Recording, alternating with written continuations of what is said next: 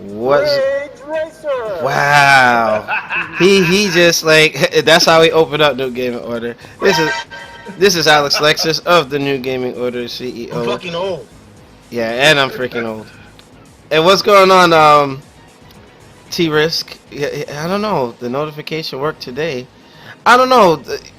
We got to figure out why the notifications are acting up, but we are live. Today is Memorial Day weekend, 5/28/2016, and we're coming at you with the latest and greatest. Today on the panel, we have Demizzle from Tough Nerd Toys. What's going on? Intro. I'm from Tough Nerd Toys now. Wow. Oh, my bad. Free play mode. Oh, Shameless plug to Danae. You know, they were actually doing Yeah, quick hits, so that was still in my head. So I apologize for that. But go ahead. but what's going on, New Gaming Order people? As Alex did mention earlier, I just finished doing a quick hit on a variety of topics with Danae Shogeki, who is the CEO and founder of Tough Nerd Toys. So that's currently rendering, so be on the lookout for that within the next couple of hours. It'll be posted on the YouTube channel and Mr. Danae Shogeki's YouTube channel of Tough Nerd Toys. It should be up there, as well as the Facebook page and Twitter. Yeah. So we're putting it up everywhere, and shit, I haven't been playing much of anything, but what I have been playing is since yesterday, Killer Instinct, because Gargos dropped yesterday. Oh Man, shoot! Really? Gargos is fucking that business. All right. You know what? We Friday Night Fights, or the makeup for Friday Night Fights, will be Ki. And you're interested, if you're interested in participating as I'm learning the character, I'll do like a little room, a little lobby, and get the audience, the Mizzle involved, if anybody wants to check it out. Alrighty, and moving on, NYC Playboy, that the Black Idris Elba, James Bond, all over the country, all over the world. What's going on, man? And he is on mute. He's probably busy. Alright, moving on. I'll probably get him on the back end. Pause. But on your knees, what's going on? What you been playing? As you are aware, but I don't think everyone else is. Wait, hold on. I'm muted. No, you're not muted. Can you We can me? hear you. Yeah. Oh, that's right. I'm looking at the freaking Twitch stream, and I'm like, why am I not lighting up? That's too bad. I'm special. But yeah, for the people out there, I recently discovered. I discovered this in a Reddit thread bashing the new Mighty Number 9 trailer, which makes fun of anime nerds. Found a game called 20XX, which is a cross between Mega Man and a roguelike, which means procedurally generated levels for everything. It's really good. Alex had a chance to check it out last night. Hell of a game. Hell of a game. We'll be doing a stream maybe today. But yeah, it's two-player online as well. So it's got online co-op and local co-op. I'd rather just, explaining how it works. Go ahead and check us out when we do that stream. Now, I would like to say Symphony of the Night should have had a mechanic like this, where it's a two-player. Think of Mega Man X and Castlevania Symphony of the Night with those types of levels, and you can like team up. It has like a Contra element, Mega Man, and Castlevania. You know what I mean? It's well done, and it moves at 60 frames. Really, like almost like the top of the line Flash animation, but it's like literally a game. I'm trying to pull a video to stick in the background for you guys to check out. But man, I love these types of games. I'm more into the classic stuff because that's my era. But On Your Knees made a good find with that. Very, very good find. So yeah. Definitely check that out. I'll have it playing in the background for you to check out. And go ahead. Before you go off, it's currently on sale because it's only what the hell is it? Why can't I think of it? It's the early access. That's the term I'm looking for. It's early access right now, so instead of $15, it's only $12. So you can save a couple bucks by buying it. But the game is pretty much complete as it is now. The guys just put finishing touches and whatnot on it. Yeah. But Steam has very positive reviews over the lifetime of the whole game. It was released actually a year and a half ago. It's going to be on Xbox and PlayStation when it is complete. But it's currently only on Steam because it's still in quote-unquote beta. Well, it doesn't seem like a beta to me. That thing looked like it was on point, ready to roll. You know. Like I said, it was released in November of 2014. So it's, Yeah, that's kind of how other games like Brawlhalla went under the radar. You know, I mean, a lot of even what was it? What the hell was that game? Broforce. yeah, Same thing happened to them. They finally released it, and there wasn't that much new to it. But the game, when they did the early access, it was almost complete anyway. yeah. They or quality of life changes that they put in. But you might want to make that full screen so it's easy to see. Yeah, unfortunately I can't because the Discord has been acting up for the last like month, so I'm gonna get it fixed. But you know, that's kind of like a little preview. When we do the stream, you know, they'll definitely get the full screen. Pause. Okay. Oh, shout out to Full Screen, our partner. You know, I had to take the Alex. pun, but Takuma, intro before we get started, bro. Hey, what's up, you How y'all doing today? Alright. You gotta speak up, man. I can barely hear you. Hey, what's up, you gamers? How y'all doing? I'm on my I don't want party last. So And Takuma is mumbling. Unbelievable. Mumbles. Yeah, Mumbles. That's gonna be your new name, Takuma the Mumbler. What the heck? All right, yeah, go ahead. No, Mumbles was a Dick Tracy villain, if I'm not mistaken. Oh, is it? Was it? How come? Yeah. You know what? Dick Tracy needs to come back in game form. I think so. But yeah, continue Takuma before we get started. other than that, man, I'm still in the market for a PS4. I'm flying right now. A Neo, right? I don't know what to buy now. I don't know. Man, you better wait. You better wait. But all right, with that, we are gonna move into our first topic. But here's my thing. I'm trying something a little different today. I'm not gonna take like articles, but actually talk about an experience from yesterday. Again, I was on a double date with my girlfriend, and we went to a mall, and there was a VR cabinet. It had like two pods. It was red and blue, and I guess it was hooked up to this iPad or something, or I don't know. The CPU must have been in like the concession stand or whatnot. And my girlfriend's brother decides like, hey, let's check this out. And I was looking, and I saw it when we were walking up while we were shopping, and on the way back, it's like, hey, let's do it, And I didn't think anything of it. Now, I've been like kind of like a naysayer of VR until I tried it yesterday, and wow, my girlfriend's watching Netflix now, but on a future show, I might even have her talk about her experience with it, because we got in there, and you could pick a bunch of games, like like a Jurassic Park shooter, a roller coaster preset, and we got in there, and there was this. Like literally, I put the headset on. I'm looking left. I'm looking right. I was in a whole different place, and it was funny. I was like ragging on my girlfriend's brother's girl for screaming in the machine. But when I got in there, I literally took the headset off, sweating. Like literally, it like completely tricks your senses into thinking you're completely in another world. Like, if Oculus Rift, PlayStation VR, and all that is promising this type of experience, I might have to look into that, man, because, wow, we get into the roller coaster, like, literally, I felt like I was at Six Flags, and I forget what they call the ride, where you, like, go back, and it flings you forward and starts flipping and rotating. I tell you, like, even, like, the pods was moving back and forth. It had, like, air blowing at you as you're, like, going down to simulate wind. I'm like, wait a minute, this is unreal. I didn't think that VR was this far along. Graphically, like when I looked at to my left and to my right, seeing the polygons of characters that are sitting in the roller coaster with me, I was like, okay, well, this still has some work to do, but I was more focused on the experience. And man, they're onto something with this VR, and now I get it. Now I get it. So anyone who watches this show that frowns upon VR, don't knock it till you try it. I tried it. I was blown away.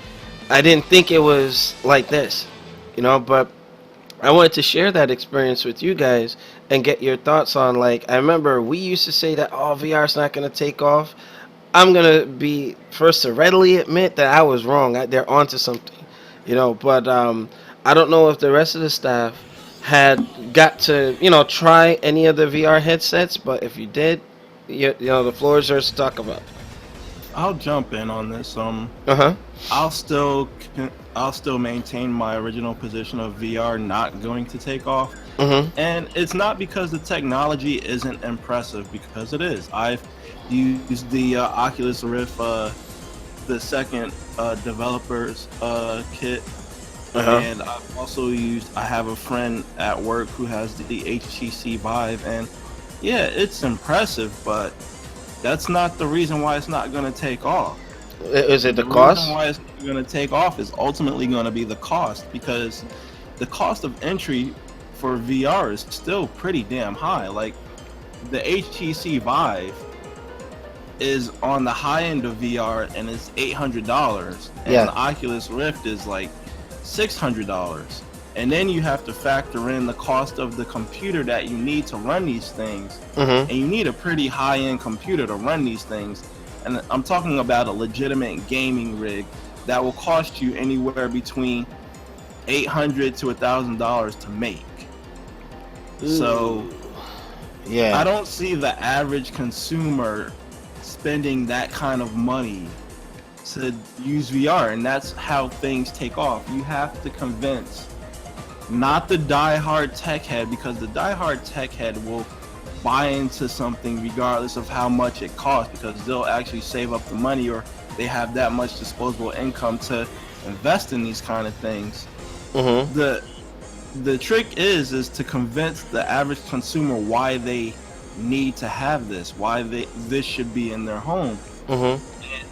At that high entry level cost, I don't see you convincing the average consumer that VR is something that needs to be in their home, especially when the average consumer doesn't build gaming rigs or go out and buy Yeah, gaming that's true. rigs. Like, the typical average consumer buys their computer from Best Buy or Walmart or Target or Circuit City or H Gregg, and they typically run between $400 to $500. So, Okay. and these are not gaming level PCs. These are mid-level range PCs that can run some games, but you're not running the top of the line games, or you're not running the latest games at the highest possible settings they can be run at. Mm-hmm. And you got people now buying tablets or smartphones instead of PCs. This is Because true. They don't use the computer for much either. Now, you know what? I wanted to add something. Both good points. How about, like, I think they could be overly ambitious in trying to get these into households. Like my experience last night, I think that what they need to start doing is going to venues like, conventions, amusement parks, things of that nature to get people's appetite wet. Like, for instance, remember arcades? Arcades, you had games that, like, they weren't like top of the line for our standards today, but think of Neo Geo. It's like, man, you got Art of Fighting, you got Fatal Fury, that's like it, and you can only get it there, and you make people want it. And then maybe eventually over time, when the cost of production goes down, then start trying to shoehorn it. Do you think that's fair to say? Like, I don't think so either, because you have to remember, like, VR is still a very limited platform, because ultimately you need outside peripherals to control what's going on in the headset. Yeah. So it's always going to be limited by that. And Mhm. I've always stated that augmented reality is where it's going to be at, because you're not essentially having a screen 3 inches away from your face and projecting an image inside of that headset. Mhm. Augmented reality builds the world around you. Oh, you And mean that's like more like the HoloLens, so to speak? HoloLens, Google Glass, things of that nature. I think that's what's going to be more viable in the home. But those are different markets, though. It's like, I guess the aims are different between the two, because, like, when There's no practical use for VR, whereas there is practical use for HoloLens and Google like Glass, everyday use, yeah. ultimately. Okay. Yeah, and Yeah, that's what's going to sell the average consumer on it, is practical use, because even like in the early stages of when home computing was in its infancy, you could sell the average consumer on practical use. It wasn't strictly an entertainment device. Okay. Okay. Now, on your knees, you were about to say something. Go ahead. Yeah, I was just going to agree with Dave that with augmented reality, there's more practical use that you could sell it on. With VR, it's purely, well, for the most part, currently it's entertainment. There's not that many actual non-entertainment purposes for VR. I mean, there might be some obscure business needs for it, but it's... no, you can, like, from what I saw...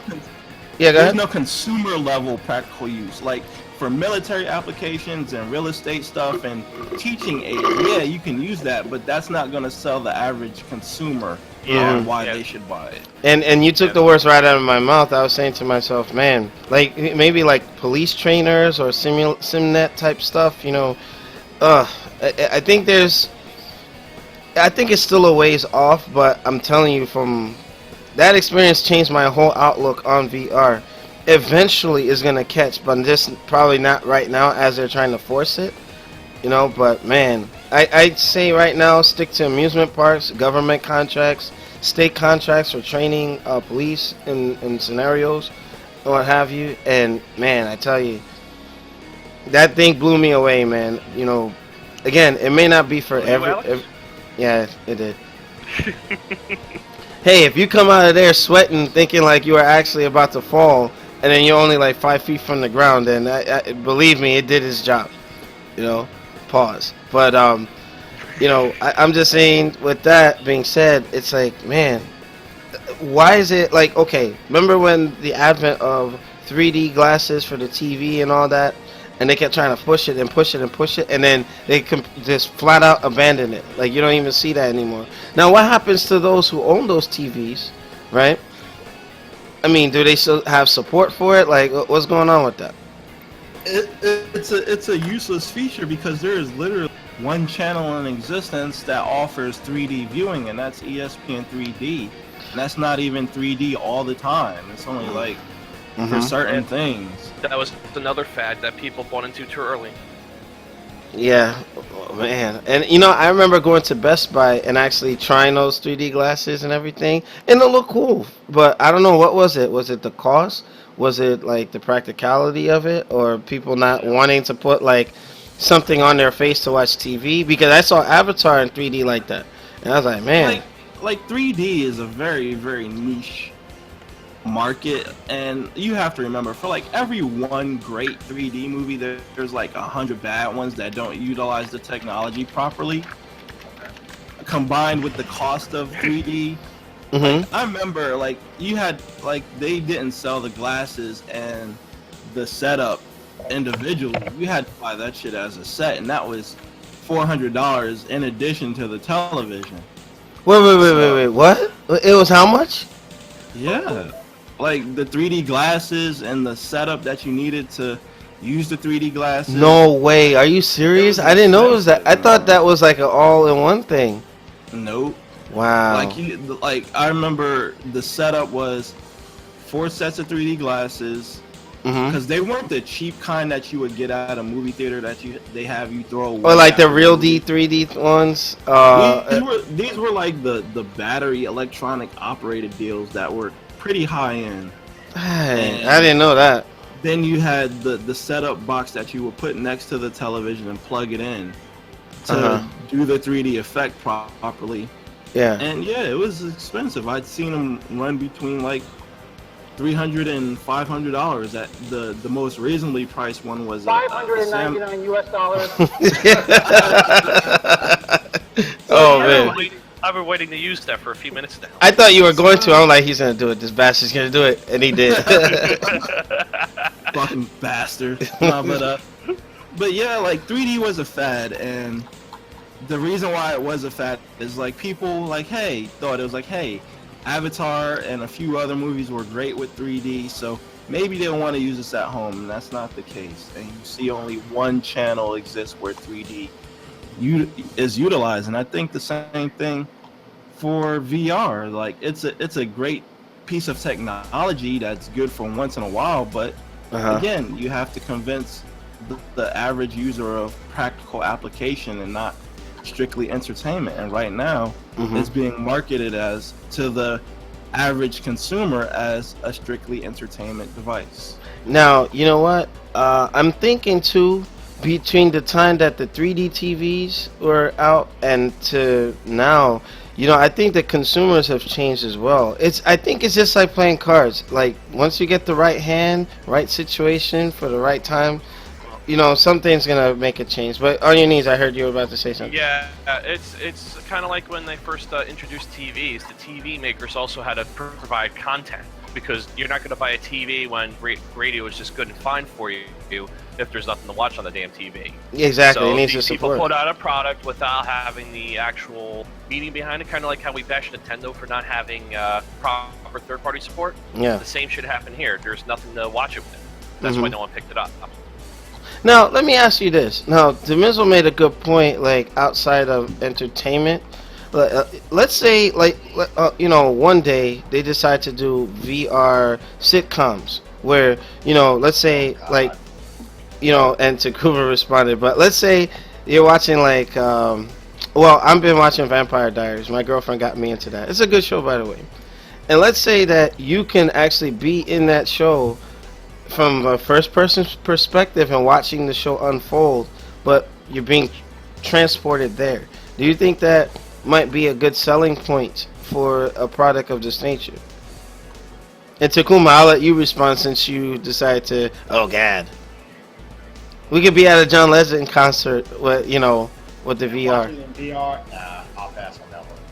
Well, yeah, you were a hater of VR anyway, as was I. VR, like, but it's like the fact that, like, well, But you know what? Now transporting people to concerts and stuff, you know, like pay-per-views. I think that there's something they can do with this at some point. Oh, I'm sorry, I don't see that. People want the live experience. They don't want. What's that? If you're trying to put like a concert in VR, people don't want that. They want the live experience. They want the site. No, I get that, but let's say you know, your travel arrangements are limited, or you can't go to the UK, or you can't go to, you know, Las Vegas or something. I think that there may be other applications or uses that they can try to, you know, market for it. You know, I think in that situation they would rather just go to a movie theater and watch it, because then you're watching it with people, so you get partially that live experience. Yeah. And you know, you're not all by your lonesome. And shout out to Project Justice and T-Risk who are joining us in the chat. He said, hey guys, 3D is only good for the movies. It's just not practical to view normal TV programming. Okay, fair enough. Fair enough. It's just that, you know, now they're always trying to push the boundaries of technology and trying to see, like, bring that IMAX experience, like, straight to your eyes, you know? But there's a thing called sensory overload. You gotta be careful with that, you know, like people with seizures, epilepsy, and all that stuff, so. Like, you've seen that movie Surrogates, right? Okay. Really, Takuma? Oh my gosh! You know what? That's not cool, man. That's not cool. That was a good movie though. I'm just saying that was a good movie. But you see that movie, alright? Yeah. Okay. Surrogates, tag. All right. So, all right. I see Nelson joined us. Nelson, do you have anything to add to the topic? Holy shit. VR is still obviously not good. The only thing that's good out of VRs is one thing I found yesterday, which was pretty interesting. It's a rhythm game. I don't know what platform it's on. I don't know if it's on like the Sony version, the Microsoft HoloLens. I don't know what it is. All I know is that you take these two shields, there's a red and blue shield. You pick any song from the internet. Like, we're talking about, you can have it on your external, you can have it on the cloud, you can have it on YouTube. You can find any song, and when you launch up the application, you're blocking the beat of the song with these shields. And it looks like a highly advanced, like, Guitar Hero type game, and you're in a 3D world, and this shit looks sick as fuck. I have to look into that. I have a link for it. I'll put it in like the chat later on as the topic possesses, but Okay. as of my opinion of VR usage, it should only be used in the medical field or something to benefit like human life as it is. For a Mhm. basic general consumer, it's not ready for that yet because we tried it in the past. We're trying 3D with the glasses in the movie theaters and stuff like that. Mhm. Yeah, we came so far, but I think that it's not time yet. And it's kind of ridiculous how they're trying to future-proof already, like the graphics cards and stuff like that, Yeah, to yeah. make it up to VR or 5K ready and shit like that to be able to perform these things. But it's probably gonna take like literally another 10 years for perfection to Oh, of course. come along. Yeah, of course. You know, so it's, to me, it's not ready by the consumer, and it's going to be a very, very strict niche market for those hardcore people like computer analysts or like computer gurus that's on YouTube that does reviews for products. Yeah. Those people would be the only ones that would be benefiting from these products because they got the money to throw away to give you their opinion of the product. Yeah, earlier on I was saying that this will definitely be a good thing for amusement parks. You know, eventually. Yeah, I know, but I think that it's gonna take it to the next level. Japan has always been ahead of us with this. You know, like especially with their Japan robotics. has And, that. Some parts of Florida has it. And some states have it. It's just yeah, crazy. well, yesterday I was with my girl before it came on, and that VR experience blew me away. I was like, no way. It's for $5 for like I forget how long it was. I'm like, man, that I might have to go back there and play the other games that they have to offer. The guy has a little setup over there in Woodbridge Mall. It was taking care of business, man. He had a line after my girlfriend's brother's girl was like screaming on the roller coaster thing. She was like, "Oh my god, oh my god!" It was funny. My girl was screaming too. It was funny stuff. But the link is in the chat right now, so you can check out the guy's Twitch channel. Okay. Apparently, he was the only one to have access to this piece of software on Twitch. No one else streamed it, so I commend him for attempting, despite the fact of how early in the stages the game is. You can fast forward to any point. It's just like a demo. Oh, you don't have a YouTube link for that, do you? You can click on the Twitch link and you can show it. It will still play the video.